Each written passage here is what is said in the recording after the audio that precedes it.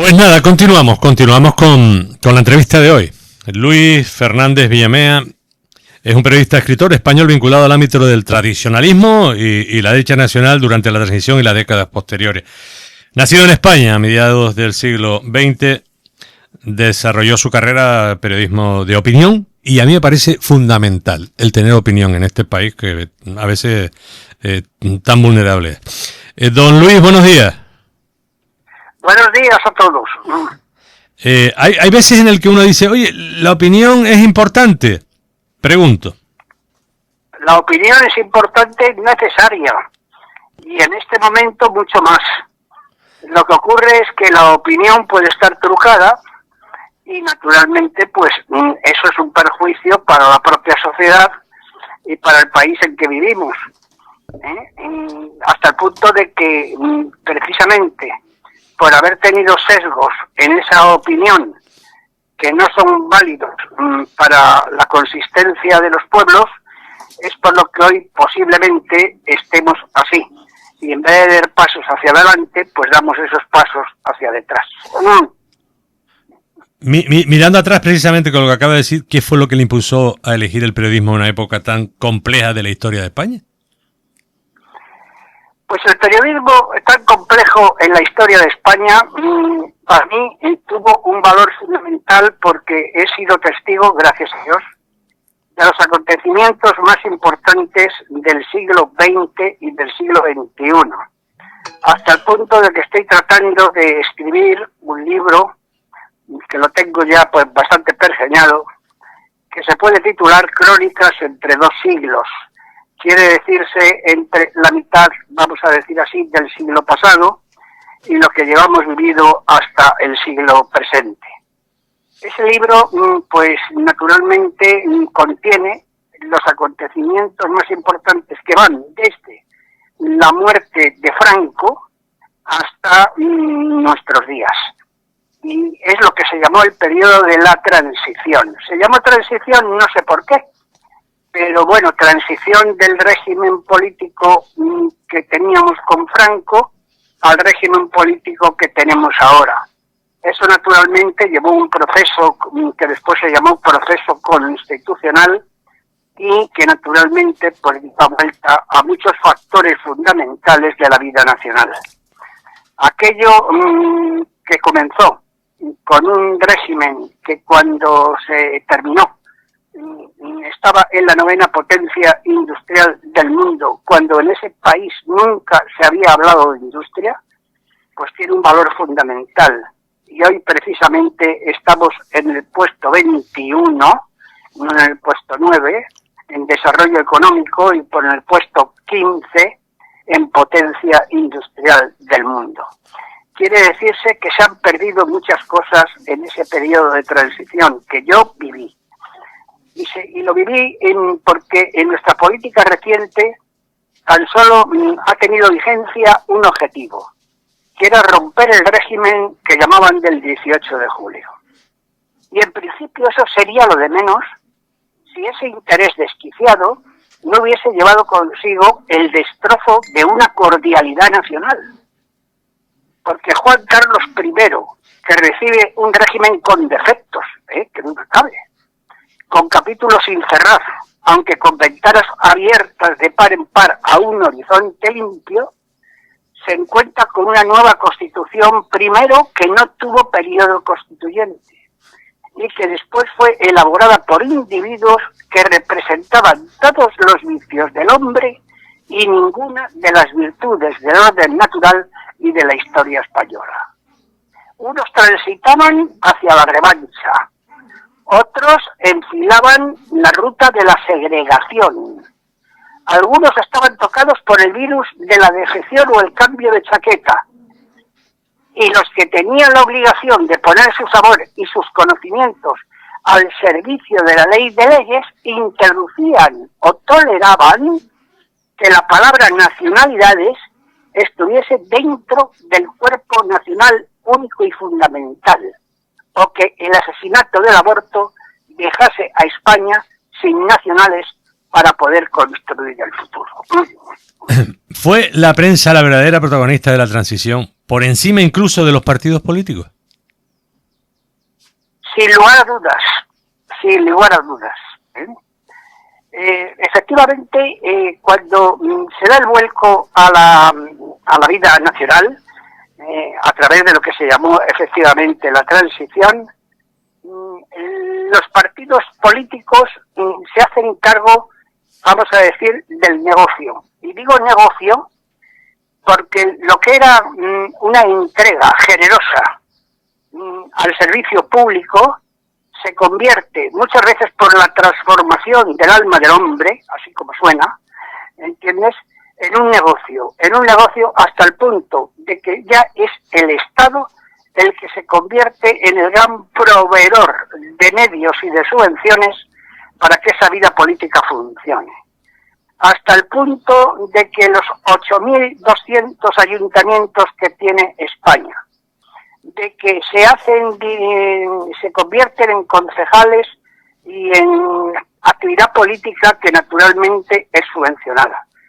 Porque después, además, se convierte en 17 comunidades autónomas, más 2 ciudades autónomas, que son 19, que organizan 19 parlamentos nuevos, naturalmente remunerados, muy bien remunerados. Que no desaparecen las diputaciones, porque se dijo en un principio que venían la nueva Constitución española a sustituir a las antiguas diputaciones, las comunidades autónomas que venían a sustituir a las antiguas diputaciones. Y eso no sucede así de ninguna manera, porque las comunidades autónomas viven y las diputaciones también siguen viviendo. Hasta el punto de que incluso teníamos un rey y ahora ya tenemos 2 reyes.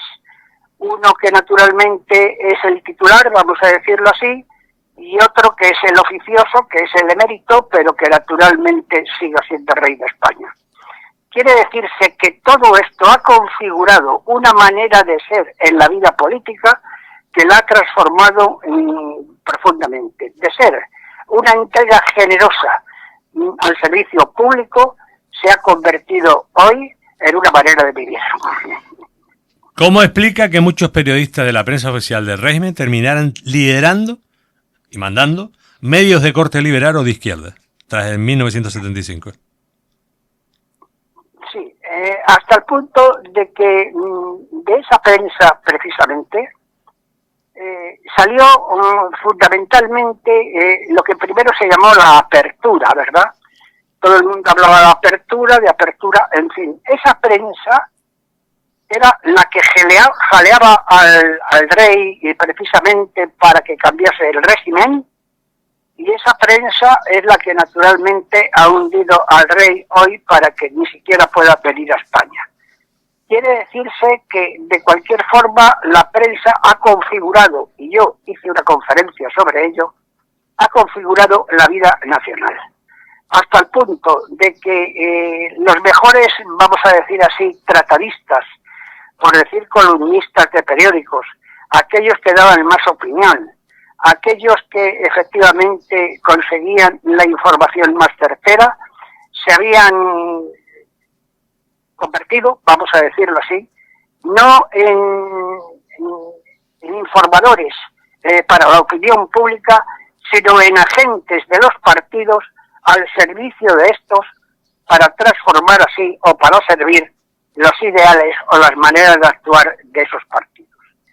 Esto ha ocurrido entonces y ocurre ahora con mucha más virulencia, hasta el punto de que vemos a muchos tertulianos de los que llaman hoy, que no son periodistas, aunque naturalmente tengan el título, sino que se convierten en agentes de los partidos y en activistas naturales de todo lo que conlleva el ser militante de un partido. Así es, efectivamente.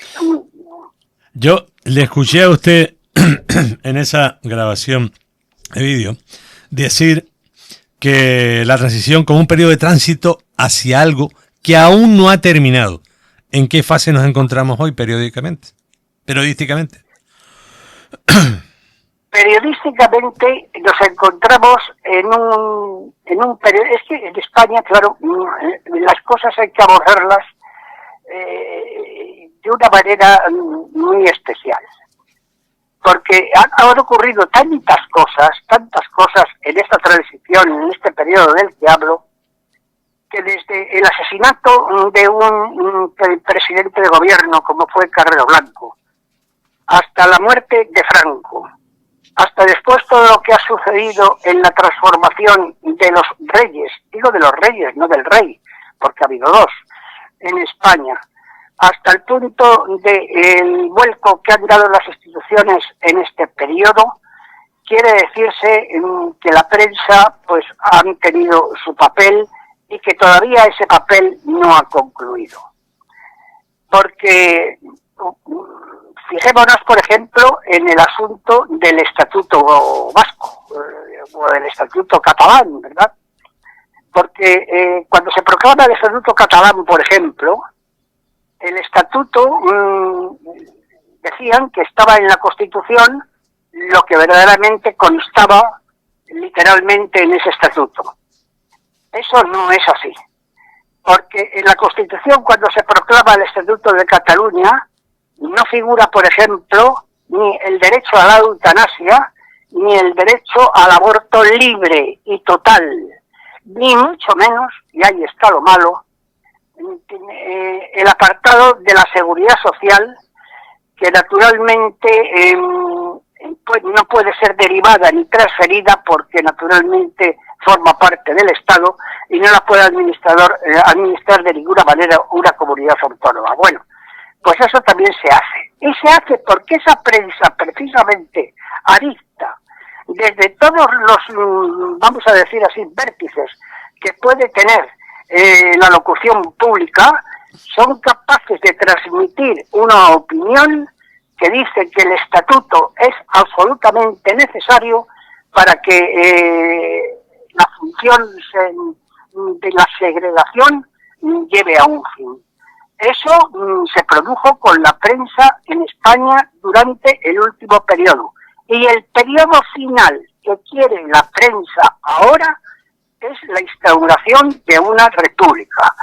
De esa república está todo el mundo, todo el mundo que naturalmente figure en lo que decimos que se llama la izquierda, que es el gran error de España, que se haya dividido precisamente de lo que hablaba yo, de la cordialidad nacional entre izquierdas y derechas, sino que esa izquierda la lleve precisamente a ese terreno donde vimos que fracasamos. ¿Por qué?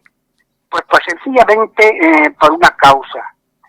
Cuando hubo un litigio histórico que también, en fin, fue de estudiarse, incluso por la prensa adicta y no adicta, que fueron las relaciones que hubo entre Francisco Franco y don Juan de Borbón, precisamente porque decían que don Juan era la postura liberalizadora que quería un nuevo régimen y que naturalmente apostaba por una monarquía de todos, una monarquía que se parece a la actual, que es una monarquía republicana. Quiere decirse que se puso en marcha un periodo que Franco definió muy bien. Y es decir lo siguiente, yo no puedo traer aquí un régimen distinto al mío porque se me pide una república, una monarquía liberalizadora, si yo precisamente no abandoné aquella monarquía. Aquella monarquía fue abandonada voluntaria y libremente. Y yo no tengo por qué ser el encargado de restaurarla de ninguna manera. Quiere decirse, yo no estoy obligado a ello. Bueno, pues esa postura fue la prensa la que verdaderamente impulsó de tal manera todo esto hasta el día de hoy, que hemos llegado hasta un punto donde ya no tenemos retorno y donde posiblemente esa república, si es que verdaderamente sucede que un día se pueda proclamar, pueda ser el principio de otro fin que no le puede traer ningún bien a España. Usted sostiene que la libertad de expresión actual es ilimitada y a veces sobrepasa la Constitución, textualmente, dijo usted en su entrevista. ¿Cree que esto ha desprotegido al ciudadano frente a las injurias? Frente a las injurias, ya lo he oído bien, frente a las injurias, ¿no? Sí. Sí. Bueno, pues el ciudadano frente a las injurias tiene muy mala defensa. Tiene muy mala defensa porque precisamente todo entra dentro del terreno de la libertad de expresión. Entra el insulto personal, entra la injuria, entra el agravio, entra incluso la acusación falsa, entra una cantidad de problemas dentro de lo que la Constitución ampara, que naturalmente pues le deja al hombre indefenso, le deja absolutamente imposible en su defensa. Esto ocurre con cierta frecuencia en España hoy. Entonces el problema ya no está en las injurias que se producen en el terreno político, en el terreno, vamos a decir, religioso, en el terreno moral, en cualquiera que se produzca, naturalmente siempre hay una mano izquierda poderosa, ¿entiendes? Que naturalmente no sabemos de dónde sale, que está siempre presta a poner delante de ti la libertad de expresión como forma de defensa de todo eso. En la libertad de expresión hoy cabe prácticamente todo.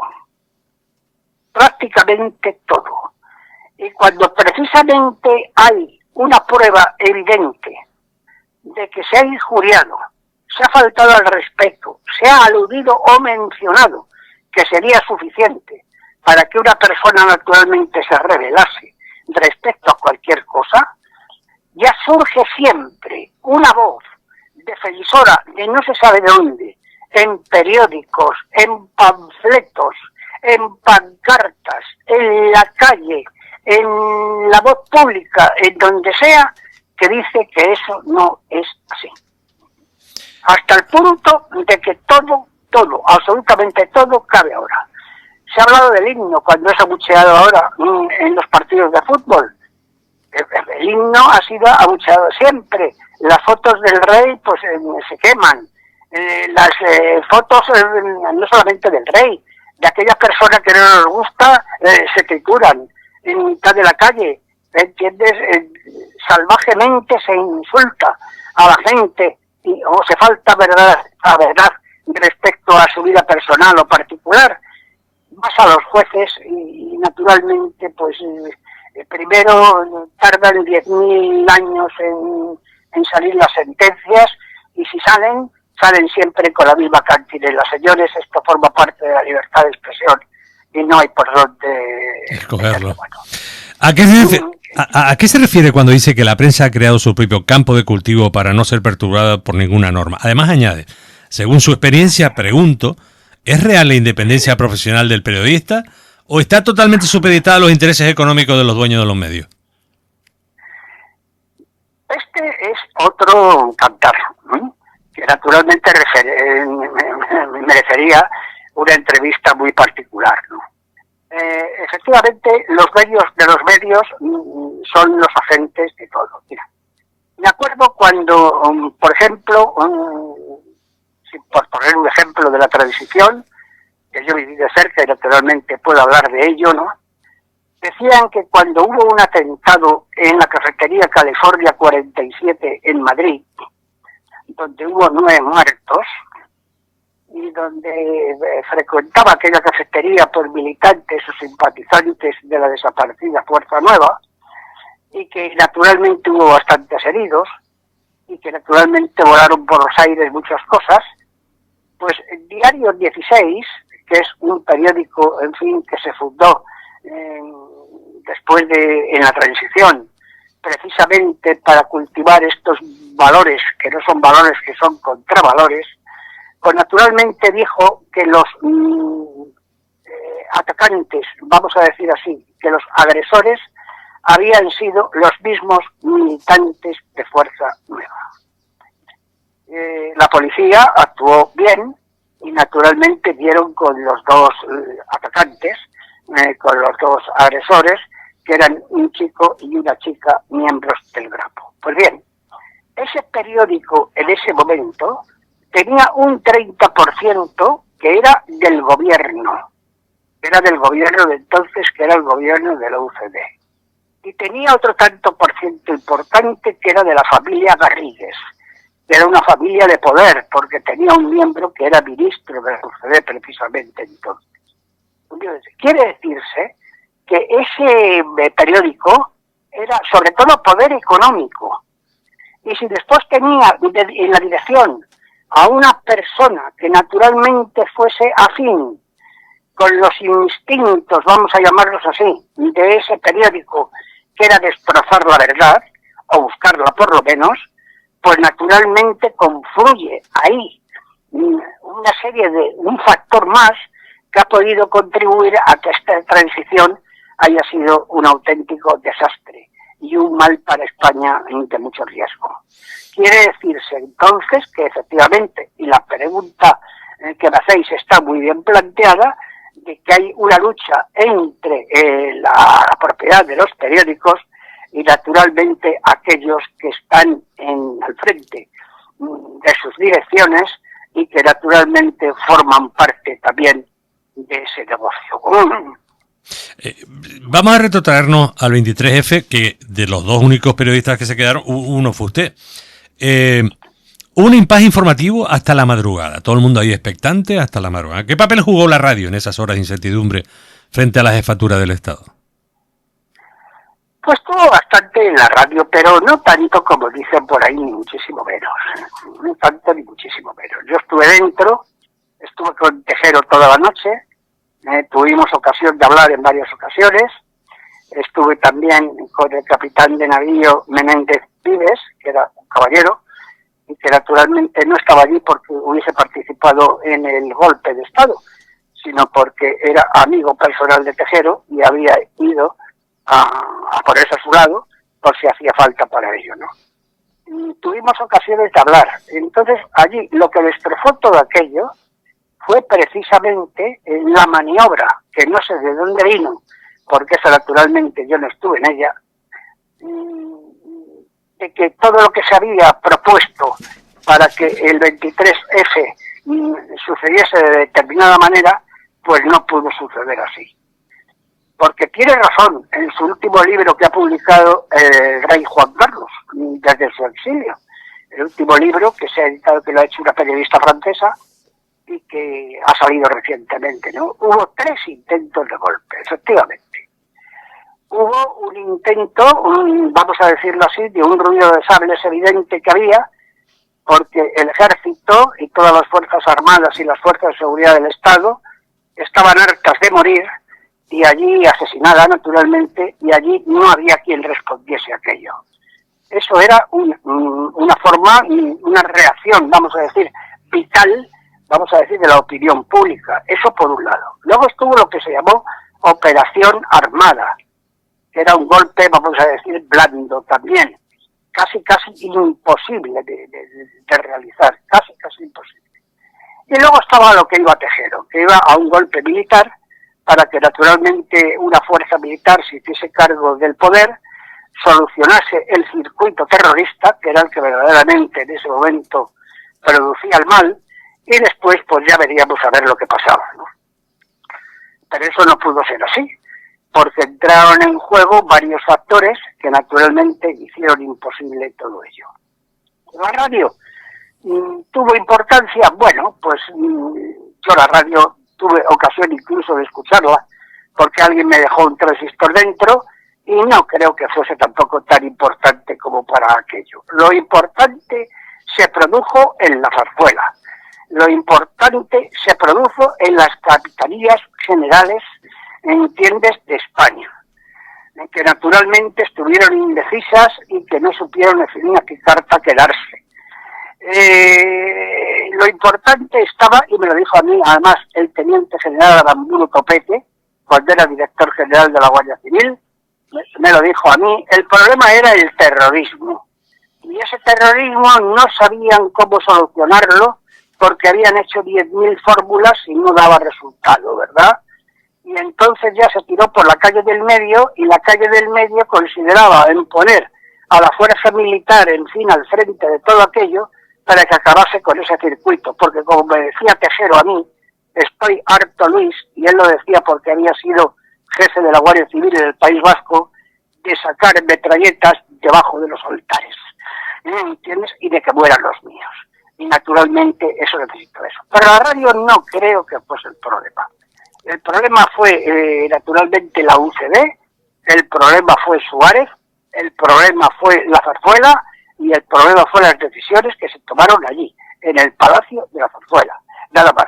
Cuando sepamos dónde están las cintas magnetofónicas de las conversaciones que se produjeron entre la Zarzuela y las Capitanías Generales, entre la Zarzuela y el Congreso de los Diputados, entre el Congreso de los Diputados y la calle, en ese caso ya sabremos lo que pasa. En estas últimas llamadas habría por lo menos 3 mías, que no sé dónde están. Estarán en el baúl de los recuerdos. Gutiérrez Mellado, así se entrega una victoria. Yo me he leído este libro, que bueno, no lo he podido leer todo porque lo dio ayer nuestro amigo Arturo, y he leído gran parte de él, me pegué gran parte de la noche leyendo. La verdad es que me he quedado asombrado porque todo el mundo pensaba que Gutiérrez Mellado era el que se puso ahí frente a Tejero, pero en realidad después lees todo esto y te llevas muchas sorpresas. La sorpresa de Gutiérrez Mellado no está. Gutiérrez Mellado era un hombre que no conocía el miedo. Eso seguro. No conocía el miedo entonces, cuando él era un agente de la Quinta Columna, agente importante, que se levantó en armas cuando era teniente. Se levantó en armas en un regimiento de campamento, de artillería a caballo. Entonces este hombre se levantó en armas y naturalmente después comenzó una tarea como quinta columnista, es decir, esa labor de zapa que hace precisamente el franquismo, las filas franquistas, vamos a ver, las filas nacionales del Ejército Nacional dentro del Madrid rojo y del Madrid asesino. Porque hay que tener en cuenta que Madrid entonces estaba gobernado por un señor que se llamaba Ángel Pedrero, que había sido policía profesional y porque era el jefe del Servicio de Información Militar de la República y que naturalmente tenía a Madrid atemorizado. ¿Entiendes? Pues naturalmente este hombre era el que mandaba en Madrid. Bueno, pues con el riesgo de su vida, que lo hizo así, como suena, y con el riesgo de que verdaderamente fue un héroe, pero con el riesgo de que naturalmente después en la posguerra tuvo todos los puestos a su cargo y fue el campeón de la información en España, porque precisamente era el número 1 de ella, este hombre pues se convirtió, no sabemos por qué razones, en un hombre que se entregó al constitucionalismo que hemos visto últimamente. Se entregó a las órdenes del rey, se entregó a las órdenes de los políticos en la UCD y naturalmente, ¿por qué lo hizo? A mí me han dado demasiadas versiones. Me han dado una versión de que por razones económicas y otros me han dicho que eran por razones más bien ambientales. Y digo ambientales porque naturalmente como el régimen con Franco había fenecido y nacía otro nuevo, pues este señor se alineó ahí en ese terreno, ¿no?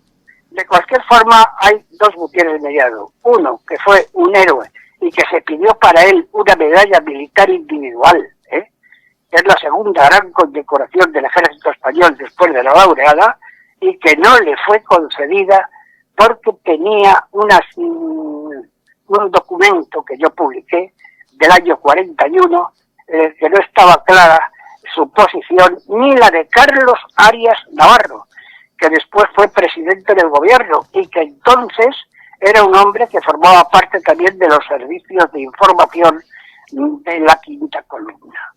Quiere decirse que todas estas transformaciones que hubo a lo largo del tiempo, pues, no sé por qué se han dado, pero en fin, influyen muchos factores, ¿no?